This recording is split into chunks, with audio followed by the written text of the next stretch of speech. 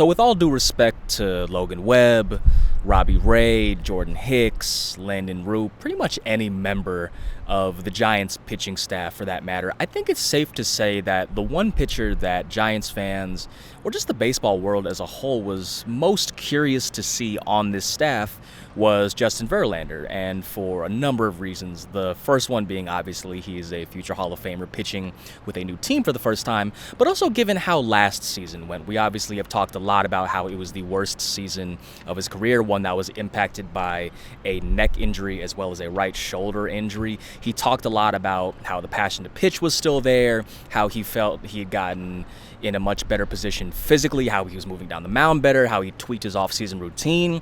And it was a lot of things, and not even just that, with the curveball as well, how it was generating more horizontal movement. There was just a lot to dive into with Verlander over the course of spring. And so naturally the question then became, how is he going to perform in a regular season game? How is a 42-year-old Justin Verlander, who's not only the oldest player in Major League Baseball, but the oldest player of the four major American sports, how is he going to perform in the regular season? And we got a answer today, not the answer, but we got an answer, and the answer today was solid. He went 5 innings. He allowed 2 earned runs, 5 strikeouts, 1 walk as the Giants lost to the Cincinnati Reds here on Saturday at Great American Ballpark, their first loss of the season, coming after Wilmer Flores had the dramatic go-ahead 3-run homer yesterday at this, or rather 2 days ago, at this very same venue. Now, the performance was very solid, as I mentioned just by the line itself. Not great, not bad. He starts his outing off by retiring the side in order, striking out 2 in the first inning, freezes Elly De La Cruz on just a beautiful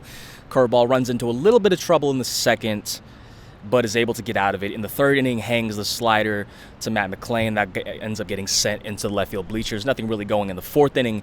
In the fifth inning, he's 1 out away from putting the Giants in position to win the ball game. But not just that, but secure the latest win of his career, an inch closer to the 300 win mark. But then ends up allowing a 2-out double to McClain and then an RBI single to Elly De La Cruz.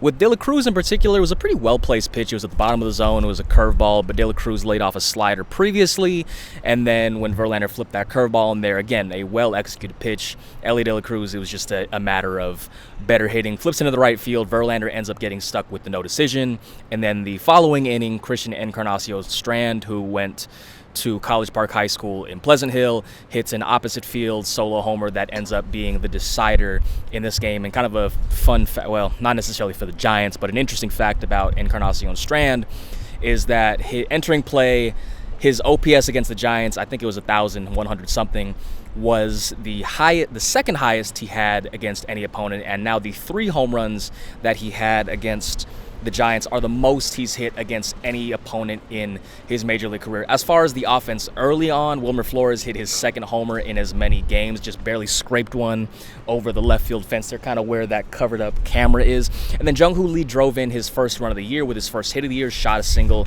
into right field, also stole his first base of the year, which is especially significant given that he only stole 2 bases all of last year in the 37 games he was with the team. But that was pretty much the extent of San Francisco's offense for there. And it wasn't for a lack of hits either. They had 8 hits, the same amount of hits that the Cincinnati Reds had. It also wasn't for strikeouts. They only struck out 1 time after striking out 17 times on opening day. With the Giants today, it was the double play ball. They grounded into double plays in the 6th, the 7th, and the 8th, all of which were just momentum killers. And the Giants talked a lot about situational hitting in spring training, and when that question was brought, or that subject rather, was brought up to Melvin after the game, he said it wasn't really a lack of situational hitting. It was more so they just happened to hit balls that ended up being double play balls. One really cool element of this game as well was that Lou Trivino had his first opportunity to pitch in a Major League game since October 5th of 2022. Obviously, Trivino underwent Tommy John surgery. I want to say it was 2023. Hasn't pitched in the Major League since that aforementioned date in 2022. Pitched a scoreless 8th inning, struck out a batter. I believe he struck out the very first batter that he faced. And Trivino forced his way onto this opening day roster after signing a minor league deal with the Giants. Pitched 9 1/3 scoreless innings during spring training. Starts his first season in a while with a scoreless inning. And as things stand, he probably is going to be a key component of this bullpen going forward. Is it going to be in a leverage role? That remains to be seen.